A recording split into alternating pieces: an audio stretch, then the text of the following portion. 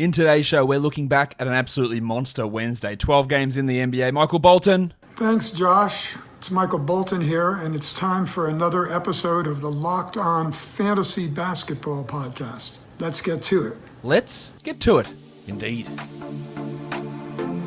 You are Locked On Fantasy Basketball, your daily fantasy basketball podcast, part of the Locked On Podcast Network.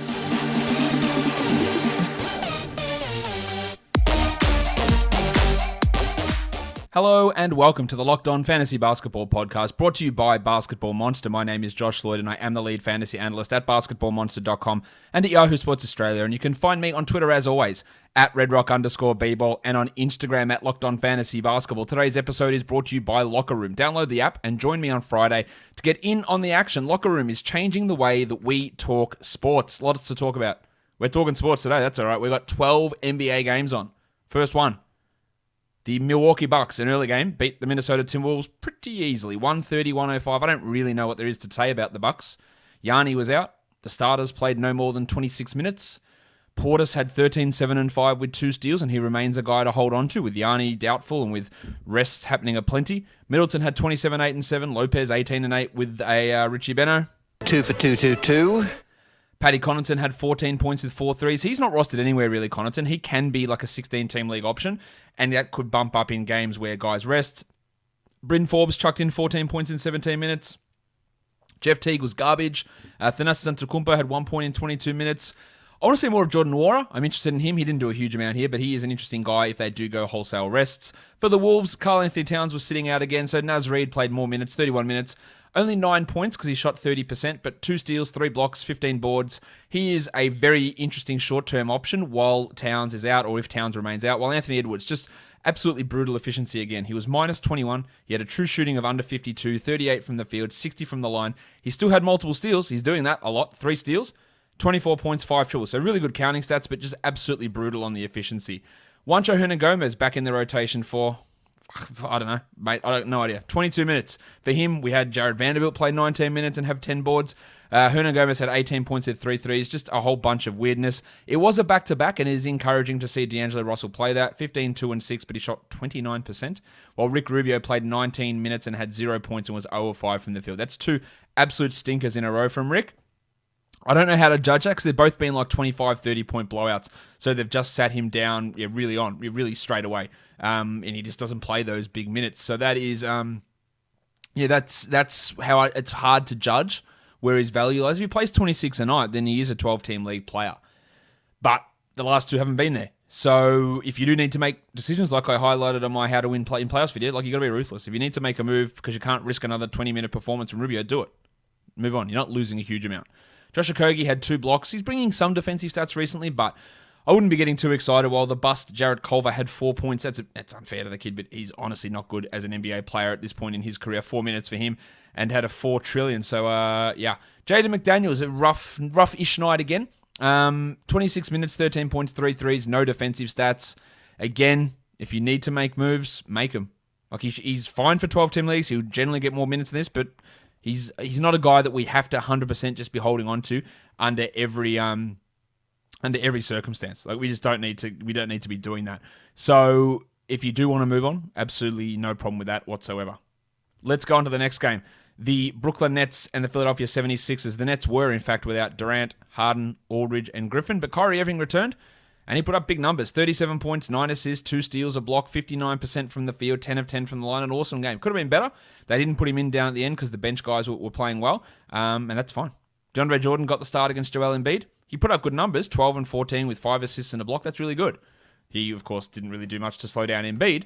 Who's to say whether Jordan remains in the rotation? He shouldn't, but will these last 2 games keep him there? He's at least a name to watch on for streaming purposes. Claxton played 22 minutes, had 3 and 3, but he was only a -3 in that time. While the Shark, Bruce Brown, Baby Shark, 14 points, 111, 5 rebounds, 2 assists. While all these players are out, Brown does have 12-team league value. Alize Johnson did what he does. He puts up numbers in limited minutes. We just don't get the minutes very often, but 8 and 8 in 12 minutes is at least something to look at, and 17 points for Landry Shamet. A lot of minutes for Shamet there. He is providing some nice points and threes streaming value. I don't honestly see it continuing at all, but he can be at least a short-term guy. Joe Harris struggled and Jeff Green had 15 points. For the Sixers, Embiid just dominated, really. 39 and 13, 2 blocks, 10 of 11 from the line. Unfortunately, only 45% from the field on 29 attempts, but 48 usage. Holy shit. He was amazing. The thick Hogsman, Tobias Harris. I think I am a TH? T to the H! Yeah, TH for life. 26 and 5 with 2 threes, a steal, and 2 blocks on 65% shooting. So an elite game from Harris. Now, he did say after the game that he is dealing with some knee soreness, so just watch for some games missed there, and maybe that elevates Furky from Turkey up. Korkmaz had 9 points in 23 minutes. Danny Green had a nice little hot streak. Not must roster. If you don't need steals and blocks, and he's dropping off at the moment, just move on. That's what we need to do at this time of the year. Just move on. Seth Curry, Jack Armstrong, what do we do? Get that garbage out of here! Well, Shake Milton had 15 points and 3 threes. That's fine, but we don't really trust that from him at all, and we don't need to get too caught up in that game from Milton. Only a streamer or a deep league guy. Benny Simmons, good to see a productive game there. 17, 4, and 9 with 3 steals and a block. We know that he has been pretty down of late, so good to see a big performance coming up for him. If you're looking for parts for your car, why would you waste your time? You go into your local chain auto store. The bloke doesn't even have the part there. He's got to try and order it in for you. And then you wait, and then he's going to charge you more just for all that hassle. Get that garbage out of here. RockAuto.com is a family business sorting auto parts customers online for 20 years. Go to RockAuto.com to shop for auto and body parts from hundreds of manufacturers. The RockAuto.com catalog is unique, and it's remarkably easy to navigate. Quickly see all the parts available for your vehicle and choose the brands, specifications, and the prices you prefer. And best of all, those prices at RockAuto.com are always reliably low, and they're the same for professionals and do-it-yourselfers. Why would you spend up to twice as much for the same parts? Go to RockAuto.com right now and see all the parts available for your car or truck. Right, locked on in their How Did You Hear About Us box, so that they know that we sent you. Amazing selection, reliably low prices, all the parts your car will ever need. RockAuto.com. All right. Let's go on to the next game. We are looking at here the Cavs beating the Hornets 103-90. We welcome back Larry Nance and Jarrett Allen. Allen played 30 minutes, had 15 and 8, pretty solid. Larry Nance played 20 minutes, had 5 points. Now, the 4 steals are nice, but this is the thing that we have always worried about with Nance, is that when Kevin Love returns, they play Nance limited minutes. Now, some of that is because he lost so much weight with this illness, but it's not that much of a surprise to see Larry Nance play 20 minutes with Love healthy. It is weird to see Dean Wade get prioritized, but this is how the Cavs have used Nance in the past.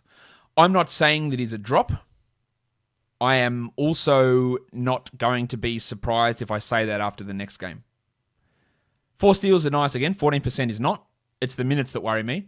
And if he continues to play 22-23 behind Love and Allen, then that's your real worry.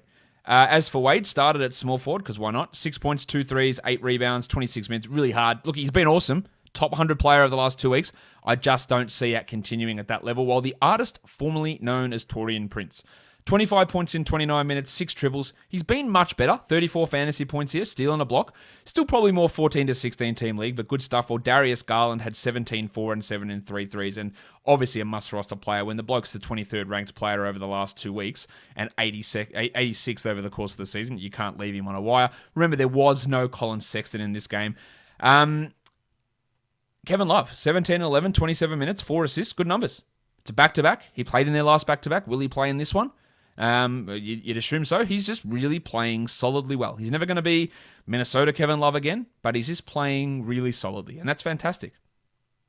For the Hornets, Rozier was back, played 43 minutes after sitting out a game. That's awesome. 43 minutes, 22 points, 4 threes, 7 rebounds, 8 assists, 4 steals, and a block. Excellent. No free throws is worrying, but good game nonetheless, while Miles Bridges is a must-roster guy, 20 and 7 with 4 threes. And by the way, if you aren't aware, the Charlotte Hornets have probably the best schedule out of everybody next week in terms of streaming guys. 4 games, and all 4 games are on low-volume days. Just remember that. Because we talk about Cody Zeller, who had 10 and 7 in 19 minutes. Now, it's frustrating that Bismack Biyombo was out of the rotation, enters the rotation, starts ahead of Zeller, and plays more minutes. That makes no sense, but Zeller is still the superior player and can be an option for next week, while Brady Wanamaker in deeper leagues, 21 minutes, he's getting 20 minutes a night here, 9, 2, and 2. It's not great, but in 20-team leagues, you got to pay attention to that when you can stream him in and use him. While it was a rough night from Jalen McDaniels, 9 points on 23%, but he still had a 22 usage, he still had 2 steals, he still had a block, he still hit 3 threes. He is a must-roster player. Even if he's on the fringes, because you can use him 4 games next week, Even if he's the worst bloke on your roster, you will be able to use him 4 times next week. And that is a huge, huge bonus. Massive bonus for Jalen McDaniels for next week, which is, of course, for most people, the beginning of their fantasy playoffs. Let's go to the next one. The Spurs and the Raptors. DeMar DeRozan was really good, 19, 4, and 11, as was Patty Mills, who had 23 in 30 minutes. Strong game from Millsy in this one. He's been a bit up and down of late, but he can be that nice 14 or 16 team league streamer. And then we had Maximum Derek White. Maximum Derek. 25. Surprisingly, guys, hasn't been much chirping from the anti-Derek White crowd recently. 25 points, 6 triples, 5 assists, 44 from the field. It's getting better, so it's still not there. 71 from the line. Yeah, look, just another solid-ish game. He's, 95th ranked player of the last 2 weeks. Still not fully there. Still not fully back to what I think his best can be, but that's strong.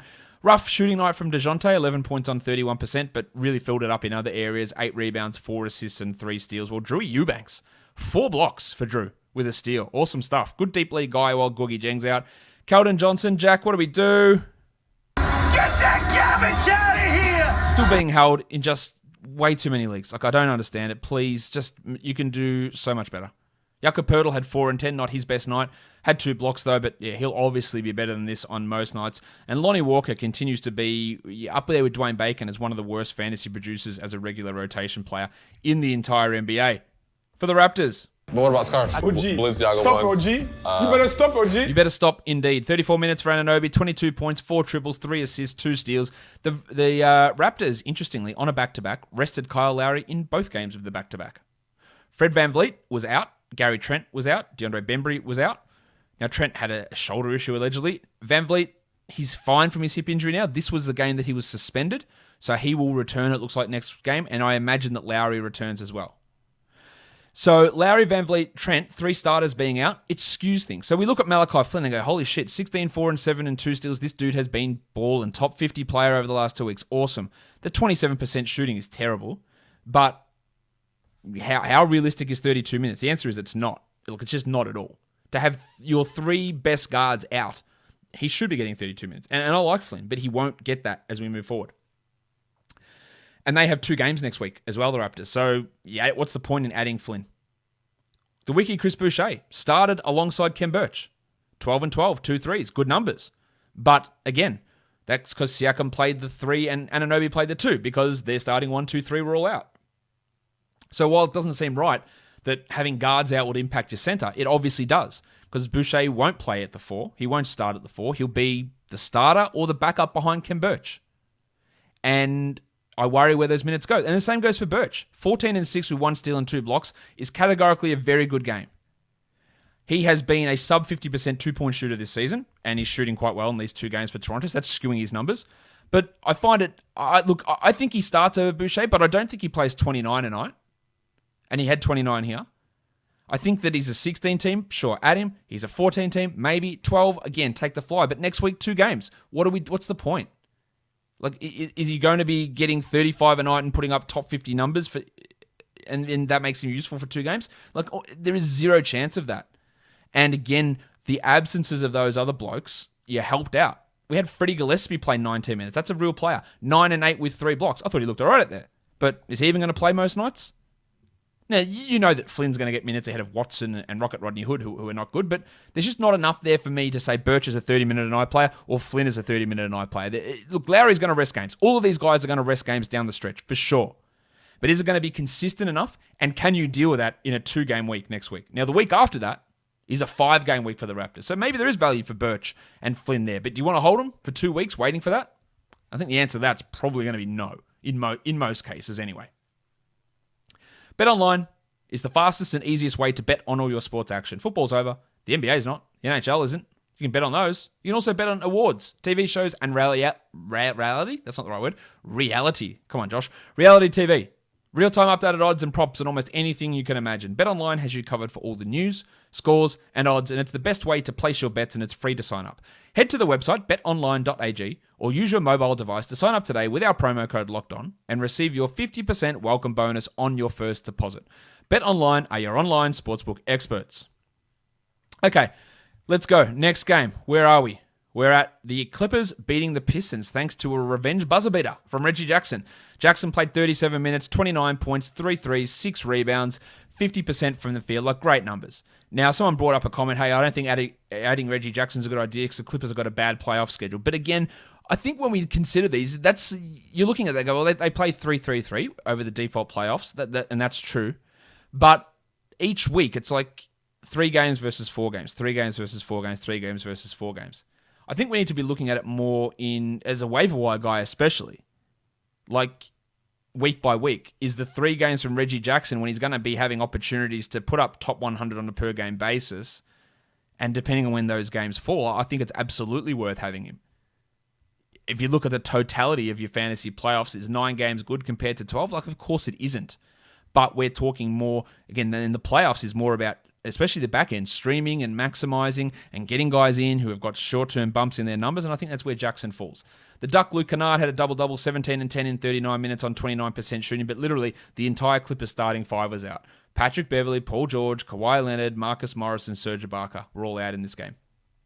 Even DeMarcus Cousins played 15 minutes.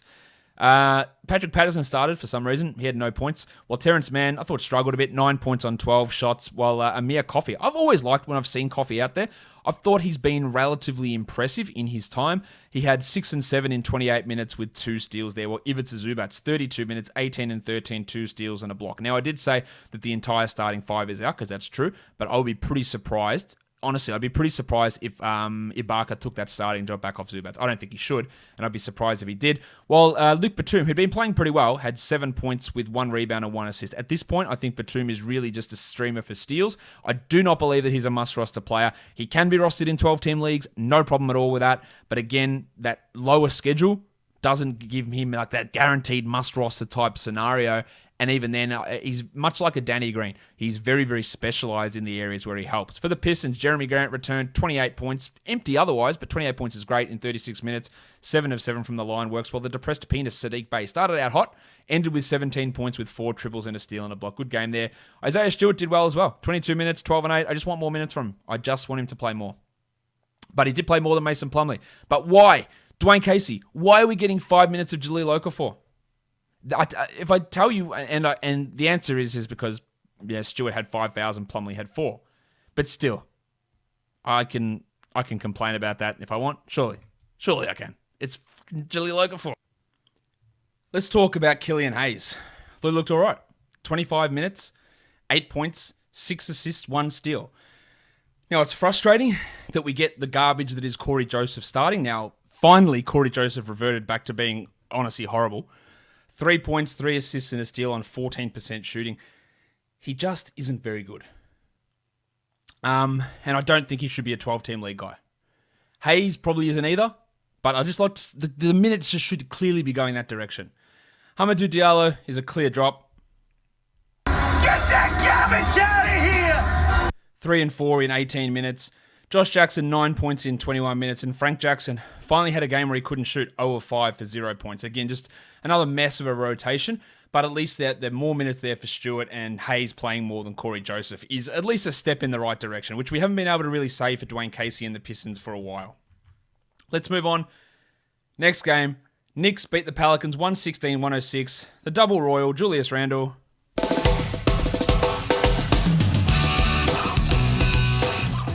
Sky-high usage, sky-high minutes, 42% from the field's rough, but 32, 8 and 5, 5 triples, 5 from the line, really good. While Alec Burks, 21 and 7 in 22 minutes. Impossible to project his playing time, his production. Like Alfred Payton, again, 20 minutes. Emmanuel Quickly, 11 minutes. Like, it's just all over the shop consistently. They can all be streamed. Like Reggie Bullock had 16 points with 4 threes. Derrick Rose had 11, 4 and 4 with 2 steals and a block. But Burks, Bullock, Rose, Payton, Quickly, I don't think any of them should be considered must-roster 12-team league players. Nerlens Noel was announced as a starter, and literally as the game was starting, it was like, oh, hang on a second, that's Taj Gibson's music. And then Gibson was out there and Noel was scratched with ankle soreness. Gibson played 35 minutes because why not?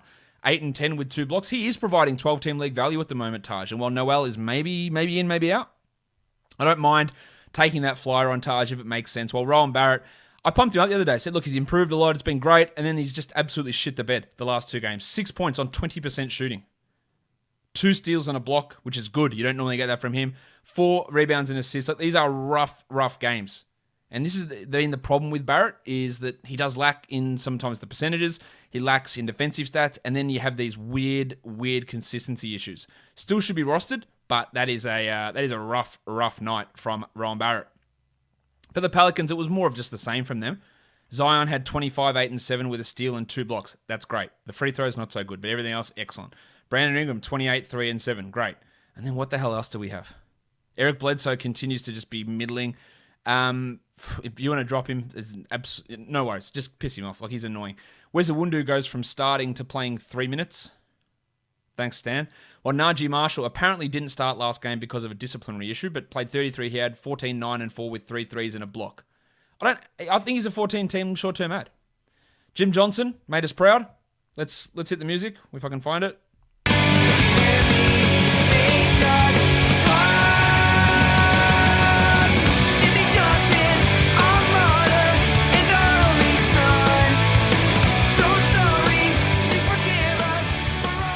It's helping Jim that Lonzo Ball and Nickeil Alexander-Walker out. He played 28 minutes, had 13, 5, and 2, 1 steal and 2 blocks. I don't think he's going to be remarkably consistent, and it's a solid 14-team league ad, but this is obviously really good to get those minutes up. Steve Adams had a 10 and 10 double-double. Jackson Hayes, 8 and 7, and Kyrie Lewis, unfortunately, was pretty bad in this one. Negative 6, 16, 2 points in his 21 minutes. If we want to talk disappointments, let's talk your Chicago Bulls. They're just trash, guys. They gave up 2 first-round picks to get Nikola Vucevic, to get beaten by his former team at home. Billy Donovan didn't like the hire when they made it. And let's be honest, it's an upgrade over Jim Boylan. But let's also be honest, literally anybody would have been. So if that's the bar we're using to judge Billy Donovan, then the bar is literally in hell. Like, that's how low it is.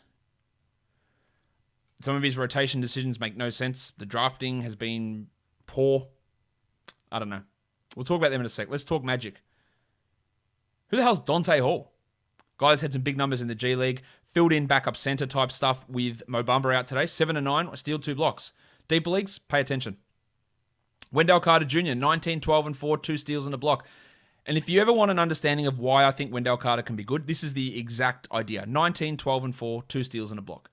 The only thing he should have done that I would like him to do is hit a 3. But he touched all the categories. This is why I think he can be good, and he's a must-roster player.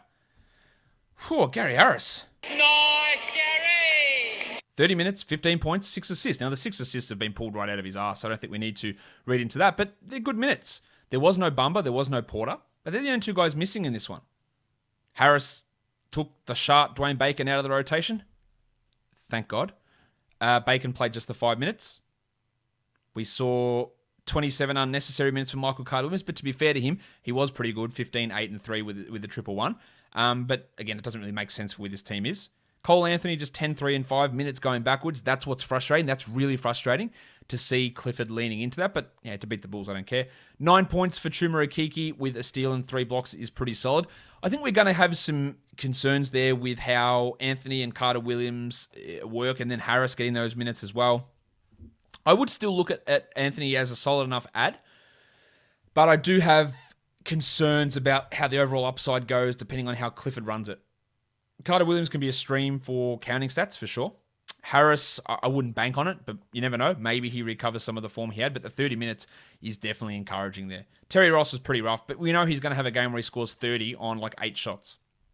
11 points on 13 here with 2 steals. I do maintain he's a 12-team league guy. RJ Hampton isn't. 2 points in 18 minutes with Gary Harris cutting into that playing time.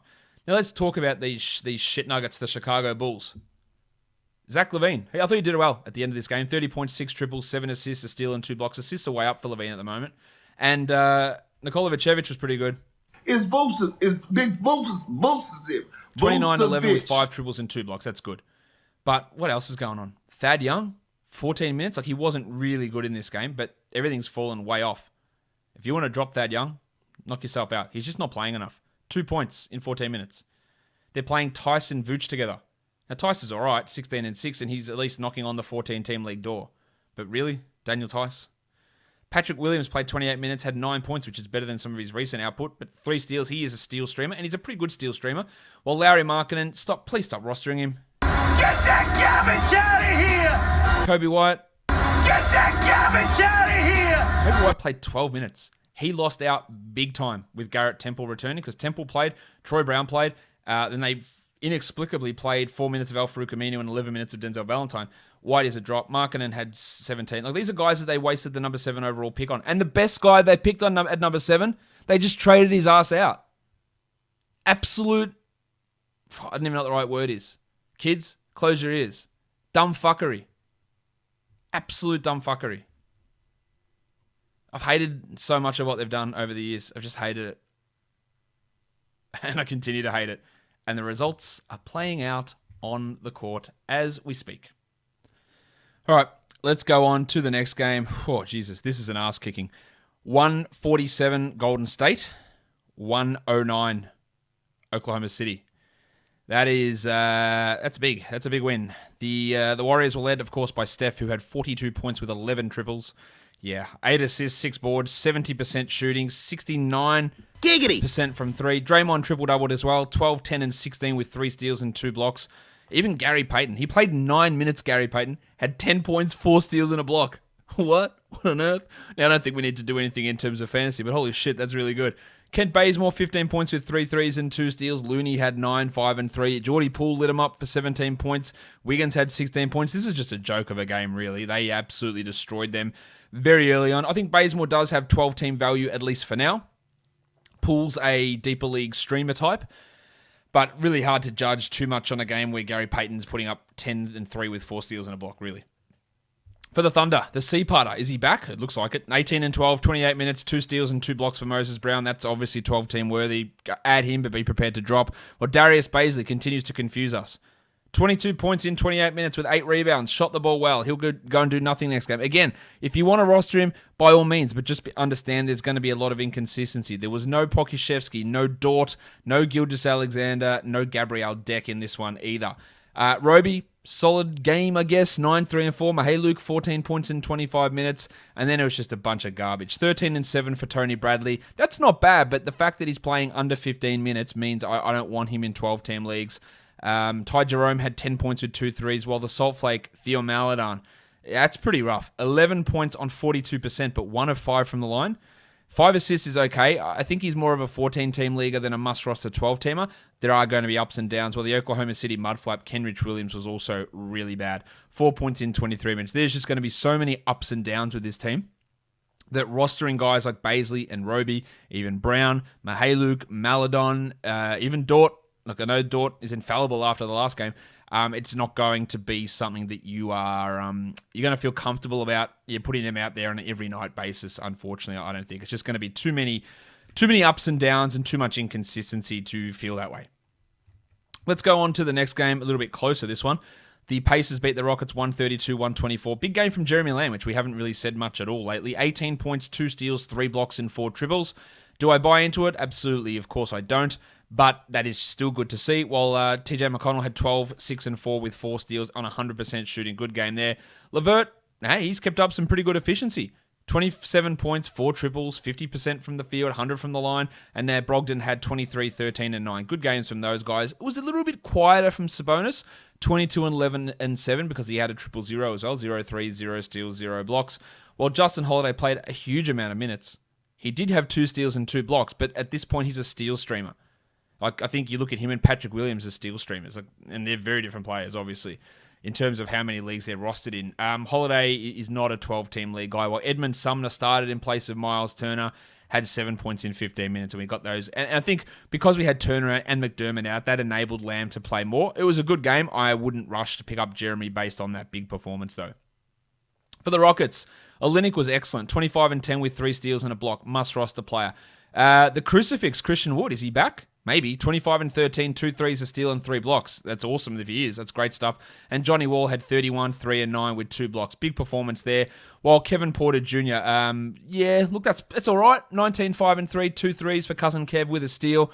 The 40% from the field remains rough. Great to see him get another good free throw percentage night, though, 83%. It's totally fine as a line. Really, really solid. Jay Sean Tate, 11, 6, and 5 for the Wild Thing with 2 steals. He remains a 12-team league player. And then they ran Avery Bradley, Armani Brooks, and Kenyon Martin off the bench. Didn't get much there. Brooks can be a very deep league 3-point streamer.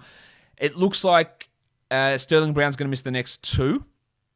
And DJ Augustin, Daniel House, and Eric Gordon are going to be maybe another week to 2 away, would be my understanding of the way that Steven Silas mentioned that before the game, that we'd see Brown back after the back-to-back, which is 2 more games, and then those other guys are still a little bit of a way away. So I'd imagine another 1 to 2 weeks for House, Gordon, and DJ Augustin, who's on crutches and in a walking boot. That might be 3 weeks for DJ, to be honest, with a pretty significant ankle sprain, it looks like.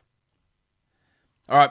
Let's go on to the next game. The Dallas Mavericks, 114. The Memphis Grizzlies, 113. Luka Doncic, 29, 5 and 9, 2 steals and a block.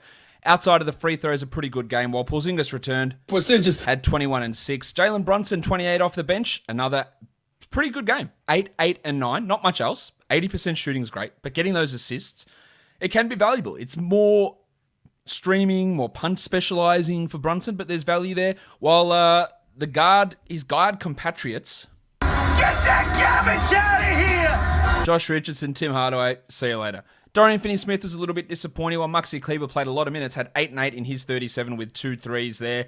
And we had Dwight Powell in as the backup center, had 12 and 8. Willie Cauley-Stein out of the rotation. That's a bit interesting. For the Grizzlies, Grayson Allen, 23.6 triples and 2 steals. I believe that he's a 12-team league guy. Ja Morant was totally fine. 17, 4 and 5 with a 3 and a steal. Hit his free throws. That's fine. That's probably more than what we've been expecting from Ja. And it's fine. Desmond Bane, 11 points with 3 threes and 5 assists. Good game from Bane, but pretty hard to trust him. While Valanciunas, Jonas Valanciunas. another double-double, 19 and 15. Not much else there, but good numbers nonetheless. I don't think you're holding on to Brandon Clark, 6 and 6. I don't think there's much point. Well, it was a rough night from Kyle Anderson, 7 points. But he still had a 1-1, but 22% shooting. Yeah, we're still holding him. We give him a pass on one bad game. While Dylan Brooks had another terrible shooting night, 15 points in 31 minutes on 35%. We know you have to punt field goals. He can still have value because of his volume and because nobody ever seems to rein in his shot selection. But there is going to be obviously some issue with that with those shooting numbers for Dylan Brooksy Brooks. All right, let's go on to these last couple of games now on a very busy day in the NBA. The Miami Heat and the Denver Nuggets. The Nuggets win at 123-106. Jimmy Butler was questionable coming in with an ankle injury. He played through it. Should he have? I don't know. But 13, 3 and 9 with 3 steals helps your fantasy team. While Adebayo had 21 and 6 with 2 steals and 2 blocks. And Kendrick Nunn, only the 29 minutes. A little bit disappointing on the minutes line, but 16 points, 2 triples. 0 assists out of your starting point guard is obviously troubling, but he is a must-roster player for now. Ariza, a nice 14-team league guy. He had 13 points with 3 threes and a steal, and the Spur, Dunk Robinson, 9 points in 24 minutes. Again, he is just a streamer. I don't believe in him as a must-roster guy. While Tyler Hero really struggled. Everyone has a hero. True. 0 people shouldn't have a hero. Yeah. Now, at least Hero did have the 6 assists, but 20% shooting is pretty rough. I think he is still a 12-team league guy, at least while Oladipo is sidelined. Well, for the Nuggets, no Jamal Murray, obviously, so it was Monty Morris that started. 26 minutes, 11 points, 3 rebounds, 2 assists. The fact that he started and they played equal minutes and Morris is still on a restriction means that he is going to get the bulk of those minutes. Now, on a per-minute basis, I think Facu Campazzo is a better fantasy player, but it looks like it'll trend more towards 30 towards Morris, so he becomes more of the 12-team priority. While Facu had 8, 2, and 5 in his 26 minutes. That's fine to stream. Probably more of a must-roster 14-team league guy. Farton Will Barton struggled, just 6 points in 25 minutes. He'll be better than that. While Maga Porter Jr. really was good here. 25 and 10 in 33 minutes for Porter. 3 blocks, 3 threes, 71%. I'd like to see that usage bump up a little bit more for Porter, but he is going to have a pretty big role with Murray out. Big Chungus had 17, 10, and 11 with a couple of blocks and a steal. Big Chungus, Big Chungus, Big Chungus. While we've got to look for deeper leagues, you've got to look at PJ Dozier. 15 points in 28 minutes, 3 threes and 3 steals. He's not going to be this good every game. He might become a streamable player for 12 teamers. I'd add him in 16 teams and just keep an eye on 14. While Aaron Gordon, you stepped up a little bit, I'd say. 27 minutes, 16 and 9. No defensive stats, only the 3 assists. 64% shooting is obviously really good. He is going to see a bit of an increase in his usage with Murray out. I'm still not convinced that he's going to be must-roster 12-team league, but with Murray's injury, it does improve the value of him in those 12-team league formats. Then we go on to the last game. I've got some things to say about this one. The Washington Wizards beat the Kings 123-111. Let's talk Wizards. 25-15-11 with 4 steals for Westbrook. Amazing stuff. Beal played 36 minutes. No minutes restriction anymore, obviously. 31, 2, and 4. While Bertans had 16 points in only 22 minutes. Now, the 16 points in 22 minutes is encouraging. The 22 minutes isn't. Look, you can add him in 12-team leagues, no worries. I don't think he's a must-roster guy, but that's really good in limited minutes. Hachimura had 12 and 4 with 2 steals. You know what I'm going to say. And you also know what Jack Armstrong's going to say. Well, Dan Gafford, only 16 minutes. Scott Brooks continues to run with a 3-center bullshit rotation, claiming that Gafford's on some sort of minutes restriction. You got to play him more than this. I believe that he is a 12-team league guy, but I'd like to see him push to at least 20 minutes a night by the time next week starts. He did have 2 steals and a block, while Avdia had 11 and 4 with a 1-1. Avdia is still a fair way away from making any sort of fantasy impact. But let's talk Sacramento. Kids, get out of here. What the fuck is wrong with this franchise? Like, nothing they do makes sense. Okay, so you go out before the season, look, we're going to subtly tank, we're going to keep our books clean, we're going to build, this is a building year, it doesn't matter if we lose, and then you go in and you make trades where you take on more salary and you give up potential assets, and then you're still terrible, and you're still holding on to Luke Walton. Like, what on earth are you doing?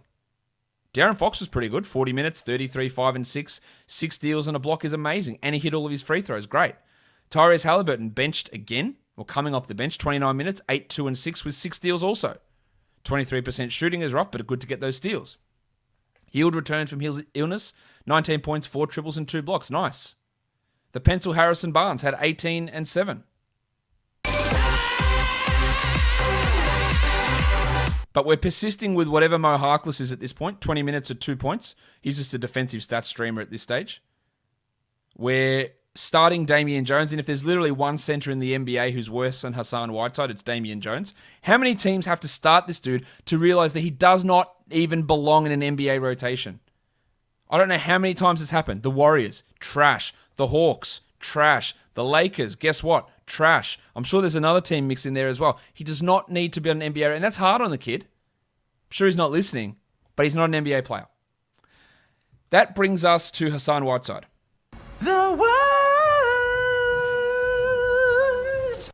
No question about it. I am ready to get hurt again. Last game, Holmes got injured. Whiteside did not play at all. This game, he came off the bench, played 23 minutes, had 12 and 9 with 1 steal and 4 blocks. As I have said, repeatedly, consistently, all the time, if he plays 20 plus minutes, he's a must-add player. 20 plus minutes, must-add player. That is the simple equation with Hassan Whiteside. He might be trash, he is. He might be not a good player. That's absolutely true. But if he's playing 25 a night, which, again, played 0 minutes last game, then you add him. And we see where it goes. You have to add him. It's not even a question. Hopefully everyone's dropped D'Lo right. That one, dropping him was as obvious as dog's balls when that trade went down, and it's even been worse than I anticipated. But this franchise, honestly, I feel really sorry for Kings fans. They are great fans, great basketball fans, but this whole organization is a disastrous shit show, and I don't know what needs to happen. They just make confounding decision after confounding decision. They think they're making the playoffs. They made those moves. Oh, we're going to make a push. You're not. You're terrible. Fix your shit. It doesn't matter who is in there. Fix it, because it all comes from that dickhead up top. I know he got rid of Vlade Divac eventually. You got to get rid of Luke Walton, and with Vivek there, mate, he's just a dickhead. He just is an absolutely dickhead, meddling basketball guy. Great guy, I'm sure, in other areas, and I've heard that he is a fantastic bloke and successful in business. This is not the business for him, unfortunately. All right, let's look at some other things now. Top ads over the last 24 hours. Morris up 20%. That's Monty. And then Faku's up 26. Yep, absolutely worthwhile ads there. Lou Dort up 25.